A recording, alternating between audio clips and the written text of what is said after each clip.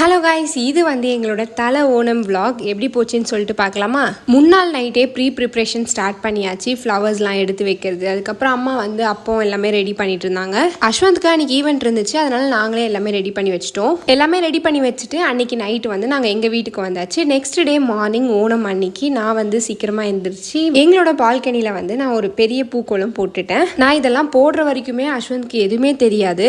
முன்னாள் வந்து ஈவெண்ட் முடிச்சுட்டு ரொம்ப லேட்டாக தான் வந்திருந்தாங்க. அதனால டயர்ட்ல நல்லா தூங்கிட்டு இருந்தாங்க. நானும் வந்து எதுவுமே டிஸ்டர்ப் பண்ணல.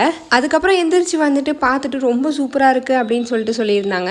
அஸ்வந்த் வந்து இதுக்கப்புறம் ரெடி ஆகிட்டு வரேன் அப்படின்னு சொல்லியிருந்தாங்க. அதனால நான் வந்து அம்மா வீட்டுக்கு கிளம்பிட்டேன். ஏன்னா அங்கே போயிட்டும் பூக்கோளம் போடணும். இங்கே அம்மாவும் அப்பாவும் சத்யாக்கு எல்லாமே ரெடி பண்ணிட்டு இருந்தாங்க. அதனால அவங்களுக்கு வந்து பூக்கோளம் போடுறதுக்கு டைம் இல்லாததுனால நான் வந்து இங்கே வந்து சூப்பராக ஒரு பூக்கோளம் போட்டாச்சு. அதுக்கப்புறம் இவங்க ஆஃப்டர்நூன்குள்ளேயே எல்லாமே ரெடி பண்ணிட்டாங்க. நிறைய ஐட்டம்ஸ் இருந்துச்சு.